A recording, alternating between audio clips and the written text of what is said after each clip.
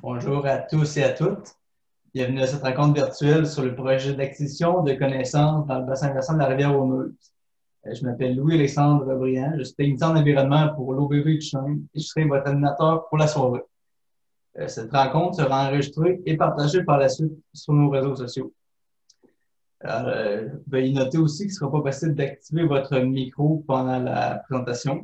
Alors, je vous invite à écrire vos questions dans le chat en bas de l'écran et on va prendre le temps d'y répondre à la fin. Alors, je laisse maintenant la parole à Pascal pour vous parler du projet. Bonjour, moi je m'appelle Pascal Bolduc. Je suis chargée de projet en biologie à l'organisme de bassin versant de la zone du Chêne. C'est moi qui étais responsable du projet d'acquisition, donc c'est moi qui vais vous faire la présentation aujourd'hui. Je tiens aussi à vous préciser que la rencontre est enregistrée, donc elle va être disponible là, prochainement sur nos réseaux sociaux, que ce soit Facebook ou Instagram, YouTube. Donc, s'il y a des questions que vous voulez revenir dessus, là, vous allez pouvoir y accéder.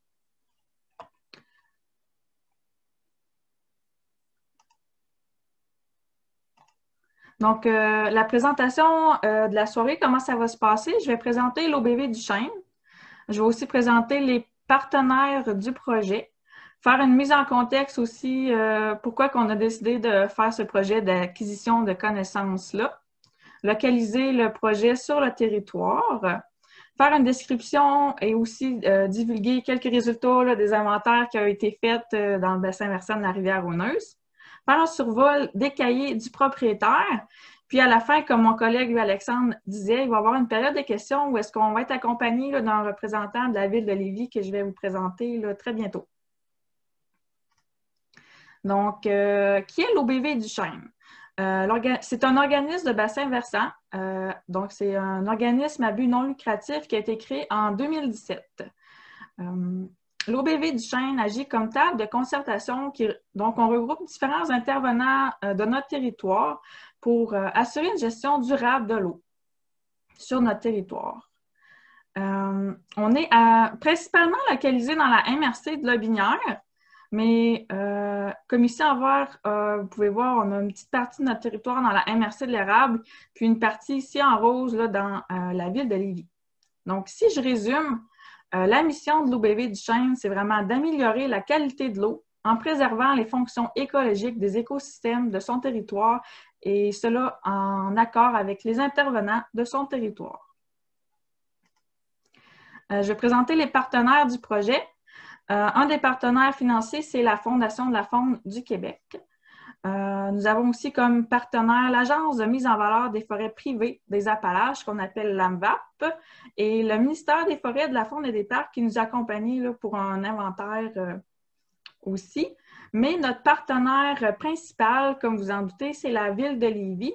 Nous avons aujourd'hui M. Jérôme Carrier, qui est technicien en environnement à la ville de Lévis, surtout au service de la mise en valeur des écosystèmes.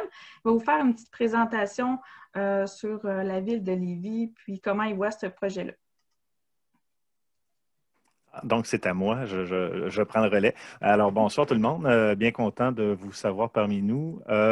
Juste vous présenter rapidement la direction de l'environnement de la ville de Lévis, qui est un peu qui a initié ce projet-là. C'est qu'on sait que sur l'ensemble du territoire de la ville de Lévis, on avait des données qui faisaient ressortir le secteur de la rivière Aux-Meuse comme étant peut-être à haut potentiel écologique. Et c'est ce c'est ce qui a suscité notre intérêt. Nous, on travaille beaucoup sur la préservation, la mise en valeur des écosystèmes des grands parcs là, sur le territoire de la ville de Lévis. On a entre autres travaillé sur la mise en place du PGMN, qui est un réseau de corridors écologiques là, dans le périmètre urbain. Et à l'extérieur du périmètre urbain, on a aussi là, différents secteurs d'intérêt, dont la Grande Plaie Bleue, que certains connaissent peut-être, le parc Valéro-les-Écarts, une portion du parc de la Rivière-de-Chemin, sur lequel aussi on travaille à protéger, à mettre en valeur. Donc, c'est un peu pour ça qu'on était sur le projet. Parfait. Merci pour la présentation. Donc, je vais continuer avec la mise en contexte du projet.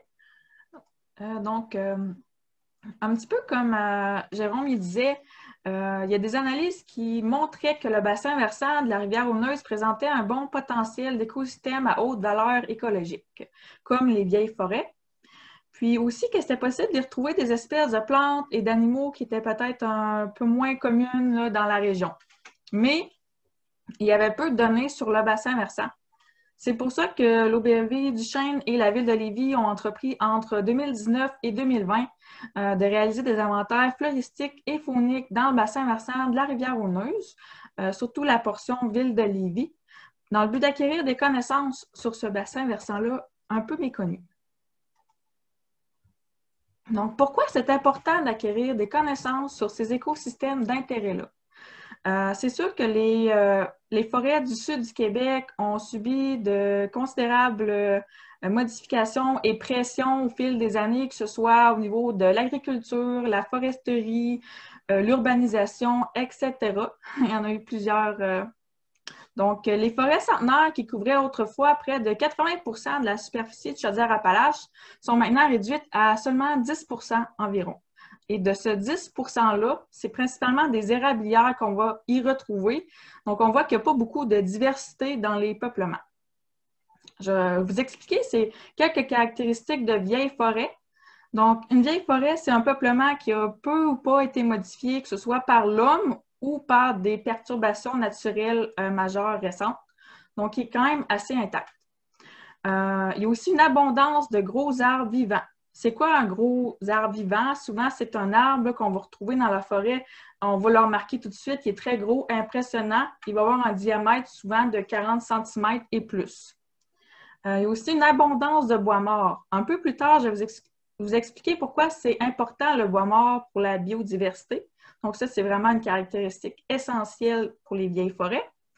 Puis, le peuplement est composé majoritairement d'essences d'arbres qu'on va appeler longévives. Ça veut dire qu'ils vont vivre souvent une centaine d'années et plus. Donc ça, ce sont des caractéristiques de vieilles forêts.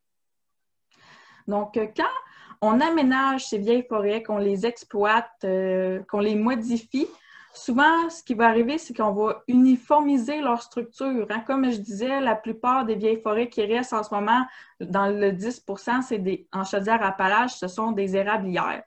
Donc, ça a entraîné le déclin de plusieurs essences forestières dans la région des Appalaches.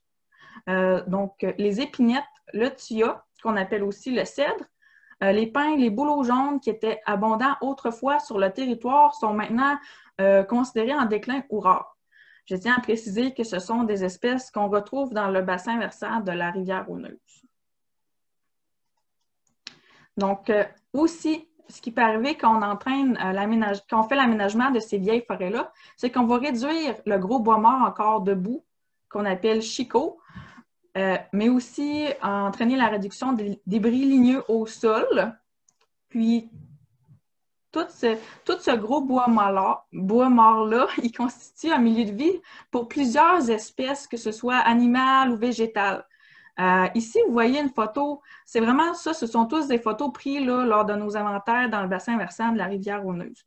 Donc ici, on voyait un chicot qui était occupé par le pic, ici, un autre chicot occupé là, par les champignons. Donc, il y a sûrement beaucoup d'insectes dans celui-ci, donc qui va être visité par plusieurs espèces animales. Dans la photo à droite, vous voyez, moi puis ma collègue, là, on venait de trouver des salamandres dans cette bûche pourrie-là, donc on prenait des données sur le terrain. Aussi, les vieilles forêts sont qualifiées souvent de forêts refuges pour certaines espèces menacées ou vulnérables, comme le pioui de l'Est, le martinet ramoneur, la couleuvre à collier, la couleuvre verte, qui ont tous été retrouvés là, à l'intérieur ou à proximité du bassin versant de la rivière Auneuse, pas nécessairement lors de nos inventaires, mais aussi il y a des données qui existent sur les espèces menacées ou vulnérables, puis on le sait qu'il y en a dans le secteur. Donc, je vais localiser le projet sur le territoire. Ici, vous avez une représentation du bassin versant de la rivière Auneuse. Donc, la rivière Auneuse va prendre ses sources dans les terres marécageuses là, à Saint-Apollinaire, dans la MRC de la Binière. On voit qu'aussi, il y a une portion du bassin versant dans Saint-Antoine-de-Tilly qui est toujours dans la MRC de la Binière. L'autre moitié du bassin versant, c'est vraiment dans la ville de Lévis, Donc, dans le secteur de Saint-Nicolas puis Saint-Étienne-de-Lauzon. Donc, c'est vraiment là, comme je vais me répéter, qu'on a localisé nos inventaires. À la fin, vous voyez comme une chute ici. C'est ça, à l'embouchure de la rivière Rauneuse, ça se termine par une grosse chute là, de 38 mètres de haut environ qui va se jeter dans le fleuve Saint-Laurent. C'est une super belle chute, impressionnante. D'ailleurs, je vous invite à y aller si vous n'y avez jamais été. C'est à Lance-Rosse, c'est super beau. Là. Vous pouvez même aller marcher sur la grève. C'est un super beau secteur. Donc, on a réalisé plusieurs inventaires dans le bassin versant, dont des inventaires de peuplement forestier d'intérêt. À l'OBV du Chêne, on a décidé de mandater là, Martin Paulette, qui est vice-président du Conseil régional de l'environnement en Chaudière-Appalaches. C'est un expert en écologie forestière, en conservation, puis en aménagement des habitats forestiers et fauniques. C'est vraiment un expert en caractérisation de vieilles forêts. On a fait plusieurs en Chaudière-Appalaches, donc c'était vraiment la personne à mandater pour faire les inventaires dans le bassin versant de la rivière Rauneuse.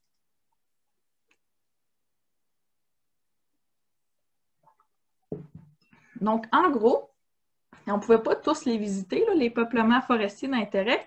On l'a ciblé surtout autour de la rivière Rauneuse. Donc, c'est 16 peuplements qui ont été visités dans le bassin versant, ce qui correspond environ à 1,5 km² ou 185 hectares. Donc, on a visité des peuplements d'érablières à tilleuls, des frênes noirs à sapin, des prucherets, des bétulets jaunes à sapin et érables à sucre et des bétulets jaunes.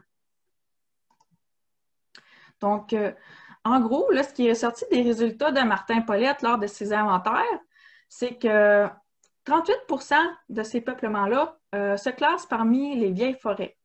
Je vais me répéter encore, les caractéristiques de vieilles forêts que j'avais nommées plus tôt, c'était qu'il y avait eu peu de perturbations, il y avait une abondance de chicots, une abondance d'essences longévives, puis aussi une abondance de gros arbres vivants. Donc, 38% de ces peuplements-là présentent à peu près tous ces caractéristiques-là. 25% vont se classer dans des vieilles forêts en devenir. Donc, ils ne possèdent pas tous ces caractéristiques-là, ils sont proches. Dans quelques années, ils devraient tous les posséder si on ne les modifie pas. Donc, 37%, donc le 37% restant des peuplements forestiers inventoriés possèdent aussi quelques caractéristiques de vieilles forêts, mais quand même un peu moins. Donc, ça va prendre vraiment plusieurs années avant que les autres soient classés parmi les vieilles forêts, mais vu qu'ils en possèdent, sont tout de même intéressantes pour la conservation volontaire. Lorsqu'on regarde ça, le 38% de vieilles forêts, 25% de vieilles forêts en devenir, c'est des pourcentages qui sont vraiment élevés pour un secteur de forêt privée qui est exploité quand même, qui est occupé en milieu urbain depuis près de 300 ans. Hein. Les terres ici, il y a des gens depuis 300 ans qui vont y faire de l'agriculture, de la foresterie, il y a eu l'urbanisation. Donc, en 300 ans d'occupation, ça a quand même permis de garder plusieurs peuplements forestiers d'intérêt intacts ou presque. Donc, c'est vraiment exceptionnel lorsqu'on regarde ça. Je vais me répéter, c'est ça, les usages qui ont été faits dans les lots boisés inventoriés n'ont pas modifié ou peu modifié ces écosystèmes d'intérêt-là. Donc, présentement, certainement que les usages que vous en faites, si vous vivez dans le bassin versant qu'on a inventorié, ne modifient pas ou peu vraiment ces écosystèmes d'intérêt-là. Ils sont quand même assez intacts. Donc, la richesse des peuplements forestiers du bassin versant de la rivière Rauneuse, c'est l'une des plus importantes là, dans le secteur de la ville de Lévis, considérant que c'est un secteur assez urbain. Donc, si vous avez un peuplement forestier d'intérêt comme ça chez vous, vous êtes vraiment chanceux. Vous êtes un des uniques là, dans la région. On a fait des inventaires floristiques aussi, donc des inventaires de plantes.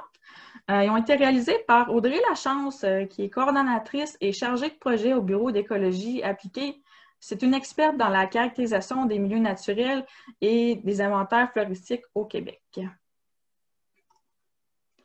On a divisé les inventaires en deux secteurs. Ils ont tous été réalisés en 2019. Donc, une partie là, en rose, ce sont des inventaires qu'on a faits au printemps pour localiser des espèces un peu plus, là, des espèces intéressantes qu'on retrouverait au printemps. Le secteur en orange, c'est à l'automne, en fait, c'était localisé. On a ciblé ce secteur-là pour des espèces un peu plus tardives. Donc, en gros, c'est 266 espèces de plantes qui ont été identifiées là, dans ces quelques jours d'inventaire-là, puis comme vous avez pu voir, localisées le long de la rivière Auneuse. C'est 29 arbres, 29 arbustes, 177 herbacées, 23 ptéridophytes, comme ce qu'on appelle aussi les fougères, et 7 bryophytes, aussi mousses, qui ont été inventoriés. Ici, je vais juste faire une petite parenthèse pour ceux qui ont leur cahier propriétaire avec vous en ce moment. Il est marqué 600 espèces identifiées. C'est une erreur là, qui a été faite dans le cahier. En fait, si on avait réalisé les inventaires dans tout le bassin versant et non seulement localisé autour de la rivière Auneuse, probablement qu'on aurait inventorié toutes ces espèces végétales-là. Mais ce n'est pas le cas. On a fait nos inventaires seulement autour de la rivière Auneuse.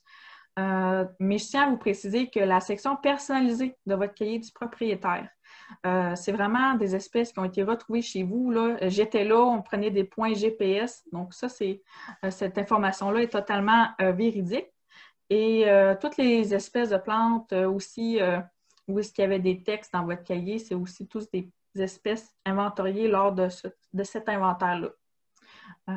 Mais si vous voulez avoir la liste des espèces véridiques de toutes les plantes inventoriées, n'hésitez pas à nous contacter. On va vous la faire parvenir. D'ailleurs, il va y avoir un rapport de produits qui va être accessible pour le public également. Donc, pour venir aux résultats des inventaires, plusieurs espèces à statut ont été inventoriées, dont une espèce vulnérable au Québec qui est l'ail des bois. 4 espèces vulnérables à la récolte qui sont la dentaire à 2 feuilles, le lys du Canada, la Mathusia fougère à l'autruche et la sanguinaire du Canada. Aussi, 2 espèces susceptibles d'être désignées menacées ou vulnérables au Québec, le noyer cendré et la Véronique en chêne, puis aussi 11 espèces exotiques envahissantes qui ont été observées lors de nos inventaires. Donc, les inventaires d'amphibiens et reptiles, ils ont été réalisés principalement par l'OBV du Chêne, mais aussi en compagnie là, pour un inventaire du ministère des Forêts, Faune et Parcs. Donc, un inventaire de grenouilles, hein, ça fait drôle un peu de dire ça comme ça, mais c'est vraiment plaisant. On a fait 2 routes d'écoute, moi puis une de mes collègues. Donc, à chacune de ces stations-là, on s'arrêtait, puis on écoutait les grenouilles chanter pendant 3 minutes, comme ça on pouvait les identifier au chant. Lors de ces 2 routes d'écoute-là, puis aussi lors de nos inventaires terrain, on a aussi observé des grenouilles. Donc, c'est 6 espèces qui ont été identifiées dans le bassin versant de la rivière Auneuse, aucune avec un statut particulier. On a aussi fait des inventaires de salamandres à 4 orteils. C'est une espèce susceptible d'être désignée menacée ou vulnérable. Elle va fréquenter des milieux vraiment spécifiques à un moment spécifique de l'année aussi, ce qui fait que les inventaires sont très difficiles. C'est pour ça qu'on a demandé l'aide du MFFP pour bien localiser ces zones d'inventaire-là, puis la période aussi d'inventaire. Donc ici, vous avez des photos de salamandre à 4 orteils qu'elle va pondre dans des monticules de sphènes vraiment humides. Puis elle va rester en compagnie de ses œufs jusqu'à temps qu'ils éclosent. Puis après ça, la salamandre, elle s'en va. Après ça, c'est comme impossible de la localiser, presque. Donc, c'est vraiment lorsqu'elle a pondu puis qu'elle demeure dans le monticule de sphène avec ses œufs qu'il faut faire les inventaires. Donc, c'est vraiment précis. On avait sélectionné 9 zones d'inventaire avec le ministère des Forêts, Faune et Parcs. Puis, on avait vraiment, je crois, fait une bonne job de méthodologie parce qu'on a, dans 3 de ces 9 zones d'inventaire-là, on a retrouvé là, des salamandres à 4 orteils. On a trouvé 11 adultes, puis près de 200 œufs. Puis, une fois qu'on en trouvait dans un endroit, là, on passait à un autre. Là. On a fait d'autres inventaires de salamandres aussi. Comme vous pouvez voir, c'était vraiment le long de la rivière Auneuse, c'était en même temps qu'on réalisait les inventaires de plantes. Donc, l'OBV, lorsqu'on accompagnait le BA, on faisait des inventaires de salamandres. Les inventaires de salamandres de ruisseaux, ça consiste à chaque fois qu'on rencontrait un ruisseau intermittent ou un étang Verneau, on faisait de la fouille active pour trouver des salamandres de ruisseaux. Puis, les inventaires de salamandres terrestres, c'est encore de la fouille active, mais on soulevait des débris ligneux au sol, comme vous avez pu voir dans une photo au début. Là, on avait trouvé une salamandre dans ce débris ligneux-là. Donc, pour nos salamandres de ruisseau, on a retrouvé quelques salamandres du son du Nord, qui est également une espèce susceptible d'être désignée menacée ou vulnérable. Des salamandres maculées, puis des salamandres à 2 lignes. Celles-ci n'ont pas de statut. Et pour nos salamandres terrestres, on a retrouvé énormément de salamandres cendrées, là, presque à chaque fois qu'on soulevait une bûche un peu pourrie. Il y en avait 1, 2 ou 3 en dessous. On a fait quelques inventaires d'oiseaux. Ils ont été réalisés par Sébastien Rioux, un ornithologue expert, puis Marie-André Boisvert, qui est ornithologue amateur. Il existe beaucoup de données dans le bassin versant de la rivière Auneuse sur les espèces d'oiseaux présentes, principalement à cause du regroupement Québec Oiseaux, donc, qui coordonne la classe des oiseaux nicheurs. Donc, c'est pour ça qu'on a fait juste 5 stations d'écoute. Puis c'est un peu comme les inventaires de grenouilles. Là, on faisait juste se rester là pendant 10 minutes, écouter les oiseaux chanter pour les identifier au champ. On a retrouvé une espèce intéressante à la station 4. C'est le pioui de l'Est. Le pioui n'a pas de statut au Québec, mais il y en a un au Canada. Il est considéré à statut préoccupant au Canada. Quelques inventaires de poissons aussi. C'est surtout l'OBV du Chêne qu'ils ont réalisé, mais on était accompagné encore une fois là, un petit peu par le BA, le Bureau d'écologie appliquée. Donc, c'est 10 stations d'inventaire qui ont été faites pour les poissons. Vous pouvez le voir, c'est principalement dans les tributaires de la rivière Auneuse. C'était pour acquérir un petit peu plus de connaissances sur l'état des tributaires. On avait peu de données sur les espèces de poissons présentes dans les tributaires. Également, on avait des données de présence nombre de fontaines dans la rivière Auneuse, mais on n'en avait pas dans les tributaires. Donc, on voulait voir aussi si on ne pouvait pas en pêcher dans ceux-ci. Pour ceux qui ne savent pas, l'ombre de fontaine, c'est une espèce intolérante à la pollution. Donc, il est considéré, l'ombre de fontaine, comme un bon indicateur de la qualité de l'eau. On a aussi 2 stations qui étaient dans la rivière Auneuse. Donc, la station 28 qui était vraiment là, sur la rivière Auneuse, dans le bassin versant. La station 27 qui c'était à l'embouchure de la rivière Auneuse, l'autre bord de la chute. Finalement, on a presque échantillonné le fleuve. Donc, c'est 14 espèces de poissons qui ont été inventoriées dans ces 10 stations-là. Par ordre d'abondance, c'était surtout du meunier à nageoire rouge qu'on retrouvait, du meunier noir, du mulet à cornes, des naseux des rapides, puis le naseux noir. Donc, ce ne sont pas des espèces de statut de grands intérêts, que ce soit commercial ou sportif. Ces espèces-là sont aussi considérées comme tolérantes ou moyennement tolérantes à la pollution. Ça pourrait peut-être indiquer une mauvaise qualité de l'eau dans les tributaires de la rivière Auneuse, mais ça, c'est pas. Ces données-là ne sont pas assez complètes pour affirmer cette hypothèse-là. Il faudrait beaucoup plus d'analyse quand même. Mais en même temps, on n'a pas retrouvé d'ombre de fontaine dans les tributaires non plus dans les quelques pêches qu'on a faites. Donc, les cahiers du propriétaire, ils ont été réalisés par l'OBV du Chêne grâce au support financier là, de la Fondation de la Faune du Québec. Donc, c'est seulement 30 cahiers du propriétaire qui ont été réalisés sur les centaines de lots qu'il y a dans le bassin versant de la rivière Auneuse. Donc, si vous avez reçu un cahier, là, vous êtes vraiment chanceux si vous avez vraiment des écosystèmes d'intérêt chez vous assez uniques. C'est vraiment pour ça qu'on vous l'a fait, ce cahier-là, c'est pour vous informer des richesses naturelles qui se retrouvent sur votre propriété. Donc, le cahier du propriétaire contient une section personnalisée pour chacun des propriétaires qui illustre les inventaires spécifiques réalisés sur leur lot.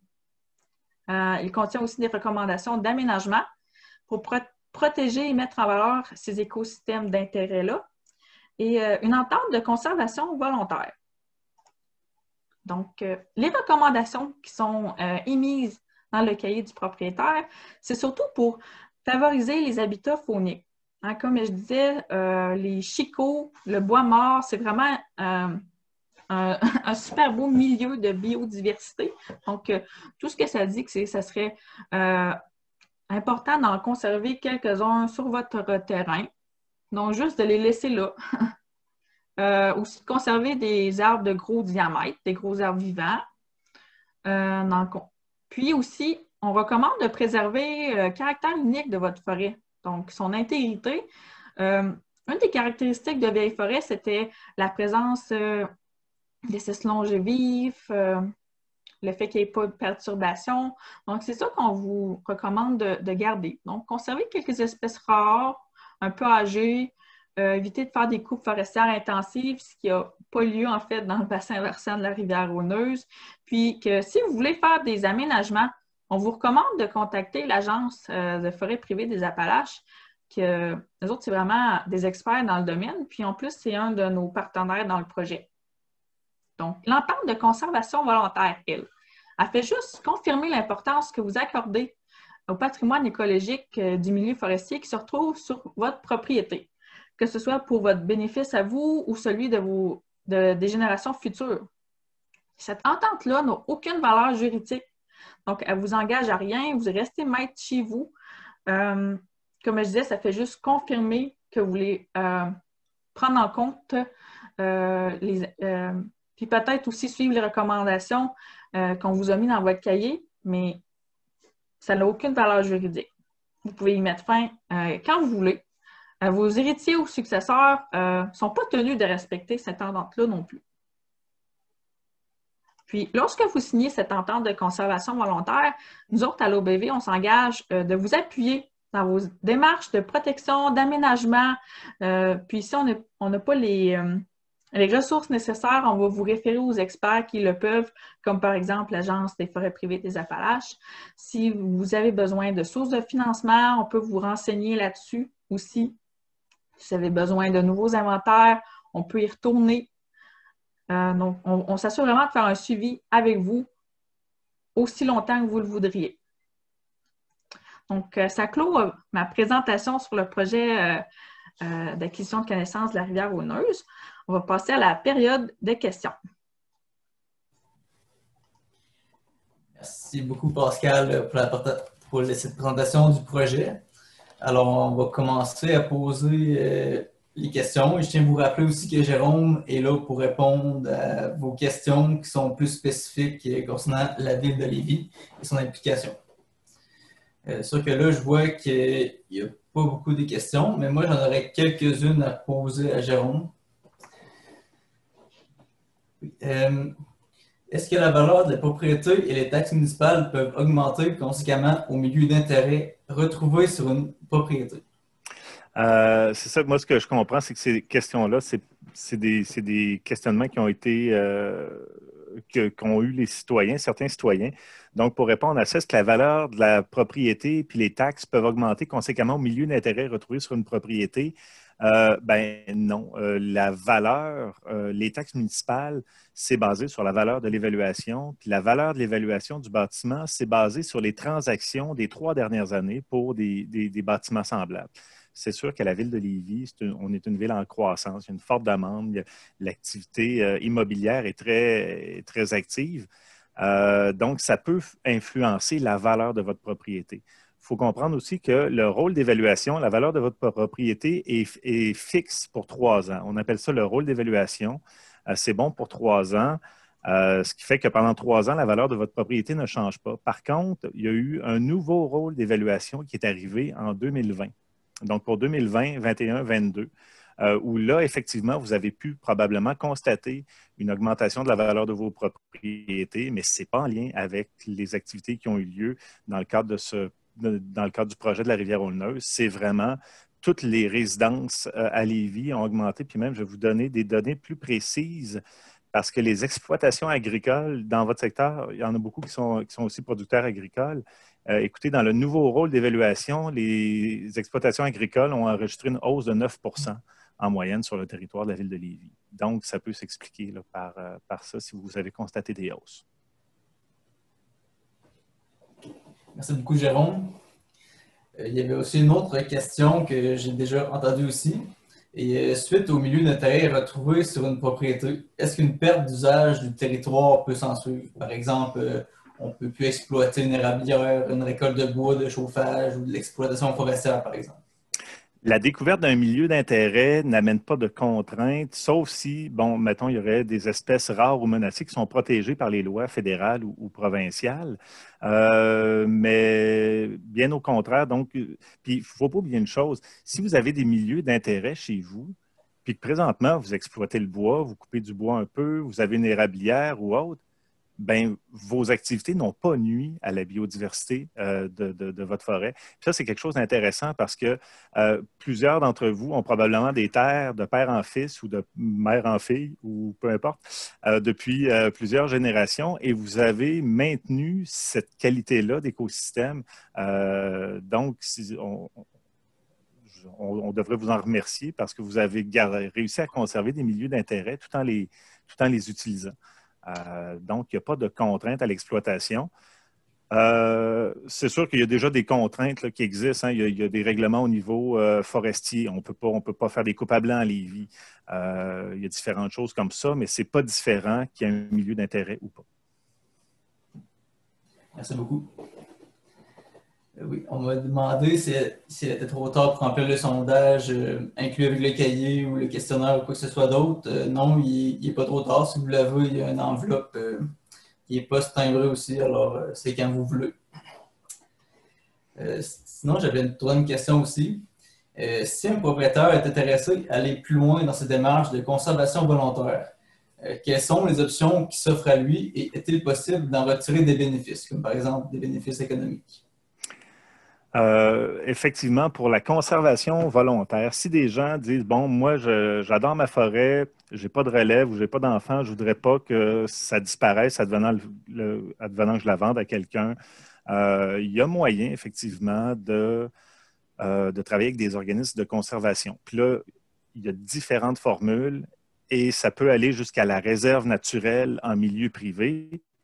Puis cette réserve naturelle en milieu privé, il n'y a pas de taxe foncière qui s'applique sur les réserves en milieu privé.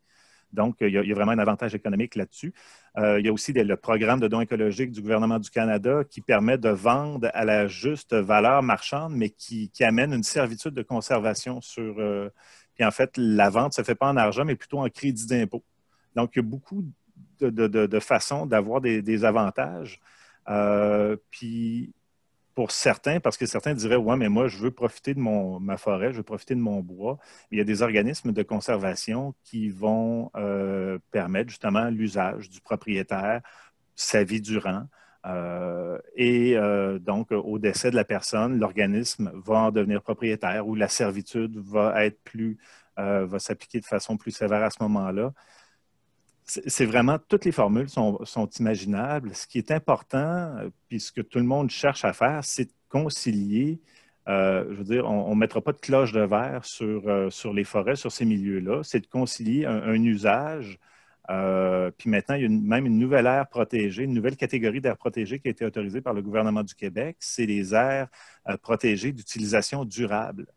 Donc, ça veut dire quoi? Ça veut dire qu'on peut couper du bois, on peut chasser, on peut pêcher, on peut faire de la sériculture, tout en conservant ces milieux-là. Donc, il y a différentes options qui s'offrent à ceux qui voudraient aller dans cette direction-là. Puis, ce n'est pas nécessairement contraignant pour les propriétaires.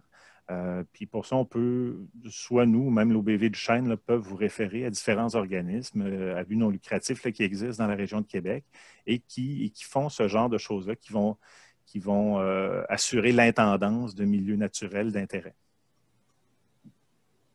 Super. Et sinon, quelles sont les intentions de la ville de Lévis pour mettre en valeur les écosystèmes d'intérêt? Je ne peux pas parler au nom des élus de la ville, bien sûr. Je peux parler au nom de ma direction, la direction de l'environnement, puis le service de la mise en valeur des écosystèmes. Écoutez, nous, l'objectif, il est public. On gère un territoire qui est le territoire de la ville de Lévis. C'est les 10 anciennes villes. Puis c'est un peu d'agir en bon père de famille, d'identifier les milieux qui sont les plus riches, les plus en santé, finalement, et d'essayer de les protéger pour le futur.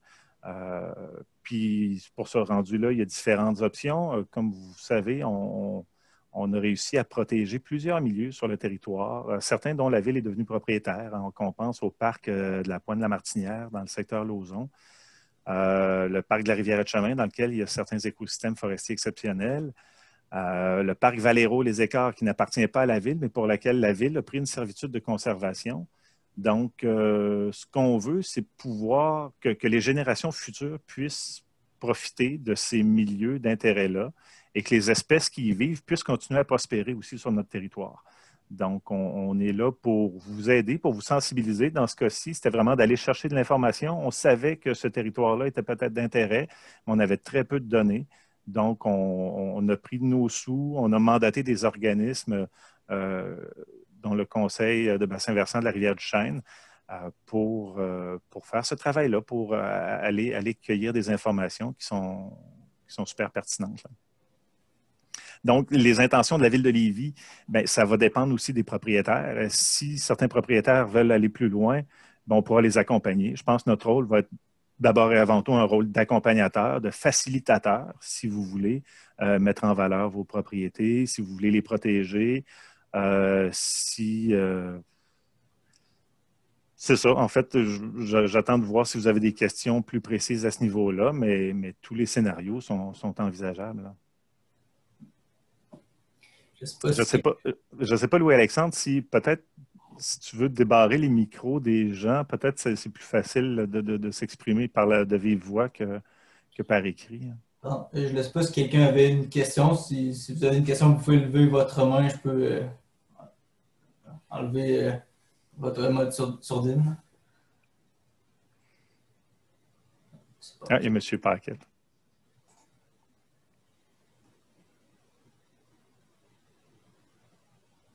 Est-ce que vous m'entendez? Oui. Là, ça va, oui. J'aimerais savoir s'il y a une limite pour les berges de la rivière. Quand vous avez fait votre inventaire, vous avez dû explorer une certaine largeur par rapport au centre de la rivière de part et d'autre. Parce que ce serait bon que les propriétaires sachent à peu près ce que ça signifie. Je suis sûr que tous les propriétaires présents ce soir. Mais ce serait bon quand même de le savoir parce que peut-être qu'ils vont se sentir moins menacés s'ils savent qu'il y a juste, mettons, 100 pieds chaque côté ou 200 pieds chaque côté, qu'il ne faut pas trop bûcher, il ne faut pas trop intervenir, laisser aller les choses. Parce que je connais la plupart des propriétaires. Là. Dans ma famille, on possède 12 arpents de la rivière. C'est quand même assez considérable, là. Alors, on a tous de très bonnes intentions par rapport à l'écologie et par rapport à tout ça, là. Et puis, la sensibilisation peut-être devrait se faire aussi par une approche directement vers les propriétaires. Et puis, parce que si je prends juste ce soir, ben, dans ma famille, il y en a qui ne sont pas familiers avec Zoom, là. Alors, ça peut peut-être les empêcher un petit peu de participer. Mais moi, je suis capable de faire passer le message, là. Expliquer en quoi ça consiste. Et puis, de cette façon-là, peut-être que vous aurez plus de retours au niveau du sondage qu'au niveau des engagements, là. C'est un peu pour ça que j'y suis ce soir, là, parce que de toute ma vie, j'ai toujours eu à cœur ce genre de protection-là à donner aux forêts, là. Parce que déjà, il y a peut-être une quarantaine d'années, je faisais le tour avec des amis qui étaient ornithologues, puis on faisait des relevés pour savoir qu'est-ce qu'il y avait comme oiseaux. Qu'est-ce qu'il y avait comme arbres, forêt mixte, tout ça. Alors, on était assez conscients qu'il y avait une richesse qui était là, là. Alors voilà, c'était un petit peu un énoncé, là. Peut-être pas tant une question.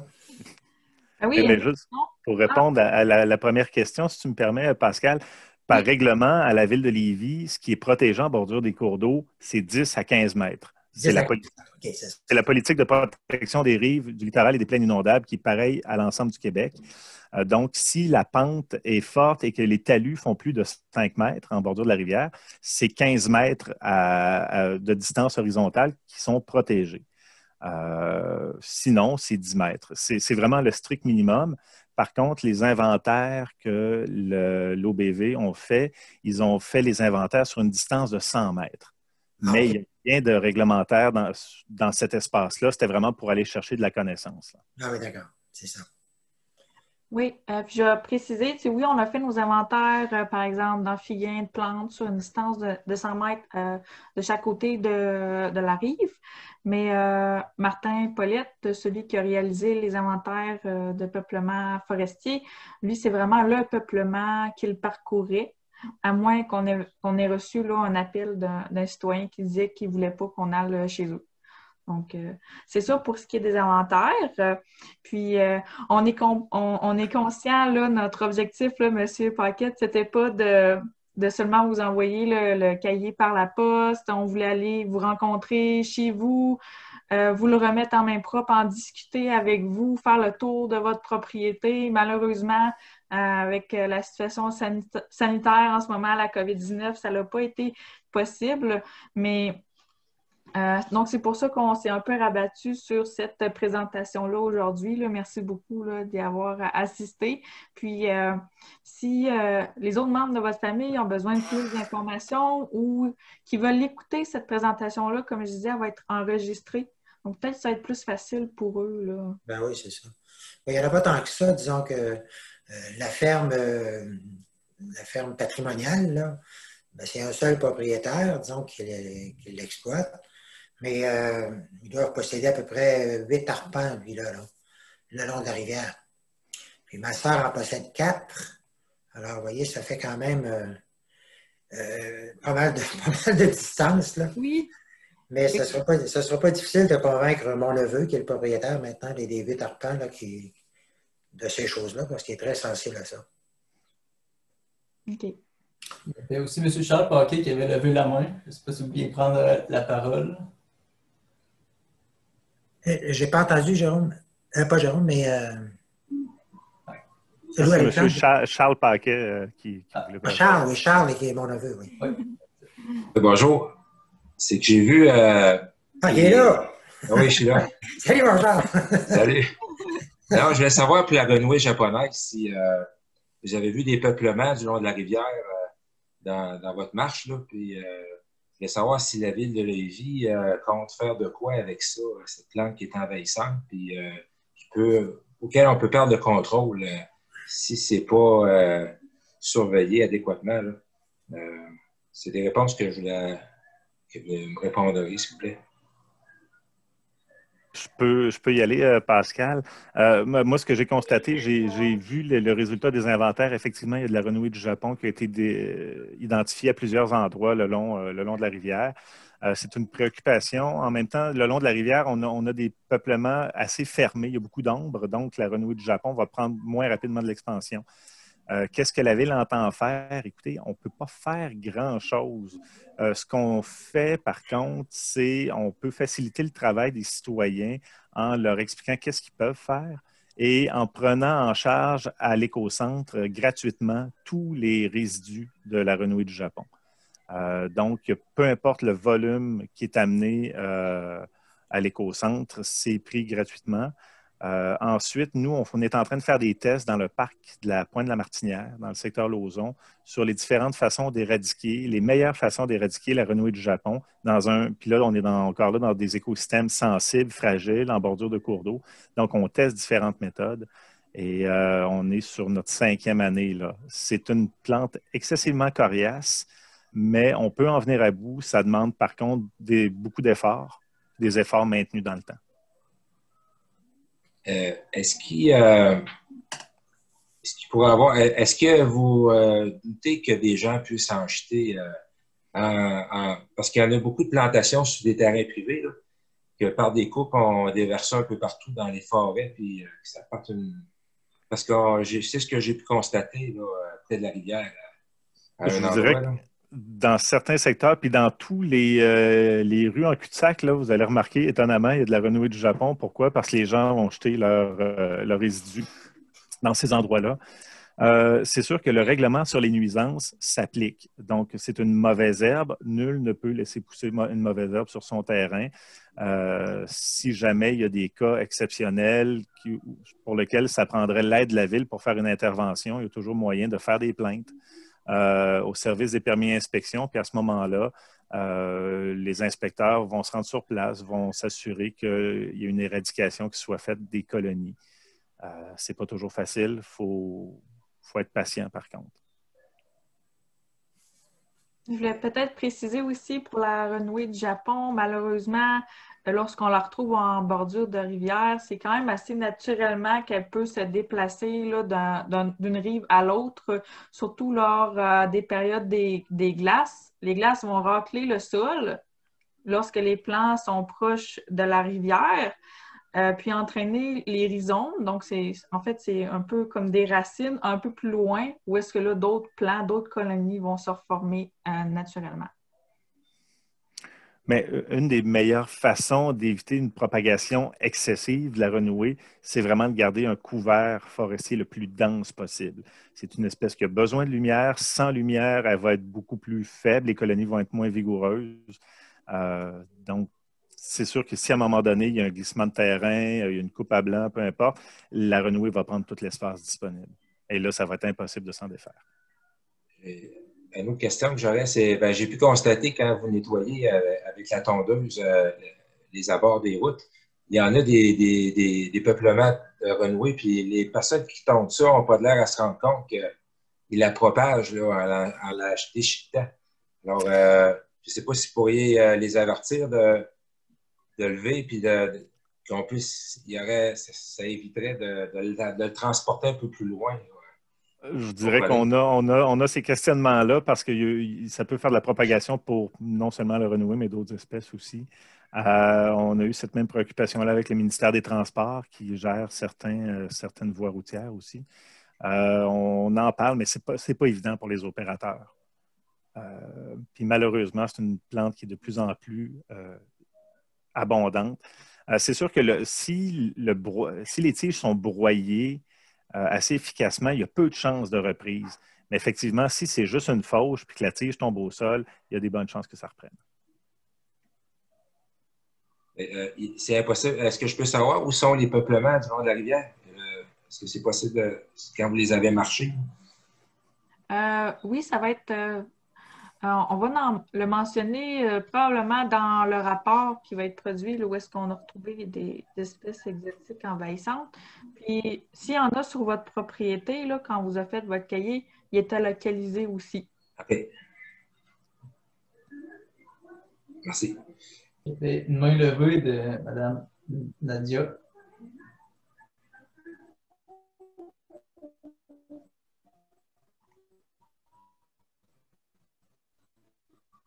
Préférablement garder le bois mort et ainsi de suite, les chicots que vous disiez, je pense. Oui. On ne parle pas juste en dedans du 15 mètres de la rivière, c'est vraiment sur toute la superficie de nos terrains qui sont boisés, c'est bien ça, hein? En fait, sur la partie du peuplement qui a été identifiée sur votre terrain, c'est là qu'on recommande là, de garder quelques chicots ou du bois mort. C'est vraiment là, dans ces secteurs-là. Parce que, par exemple, dans mon cas, j'habite pas à côté directement de la rivière. Mon terrain ne touche pas à la rivière. Donc, les suggestions que vous apportez, c'est parce que vous avez vu que sur le terrain que je possède, il y a des potentiels de vieilles forêts, et ainsi de suite, puis des animaux peut-être en espèce. Oui, dans votre section personnalisée de votre cahier, là, vous devriez voir la localisation de votre lot, puis aussi la localisation des peuplements qu'on a inventoriés.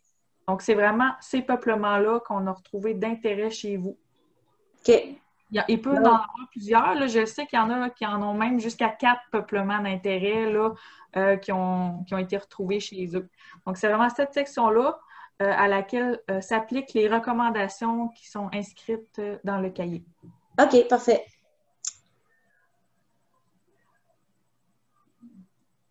S'il y avait d'autres questions à poser pour Jérôme ou pour nous. Éventuellement, si la situation sanitaire s'améliore, est-ce que vous allez faire des visites à domicile pour rencontrer sur le terrain directement ou c'est plus dans les plans? Oui, si vous êtes ouvert, nous autres, on est toujours partants, là, ça c'est sûr. OK, parfait. Alors, s'il n'y a plus d'autres questions, on va mettre fin à la rencontre et nous allons diffuser l'enregistrement sur les réseaux sociaux. Moi, par contre, j'aurais peut-être un petit commentaire, là, Alexandre, si tu me permets. Oui, bien sûr. Je voudrais remercier les propriétaires d'avoir su faire attention autant sur leur propriété, à la nature qui est en place. C'est vraiment quelque chose d'extraordinaire que vous léguez aux générations futures, puis on vous en remercie. Oui, parfait. Et ça, je voulais aussi remercier Jérôme Carrier de sa présence, d'avoir pu répondre à certains questionnements de certains propriétaires et à nous aussi. Alors, je vous remercie tous de votre présence et si vous avez d'autres questions, que ce soit, n'hésitez pas à nous appeler, à nous contacter. Il y a aussi Jérôme de la ville de Lévis aussi qui va pouvoir prendre contact avec vous. Alors, je vous souhaite une belle soirée à tous. Merci beaucoup. Merci. Au revoir.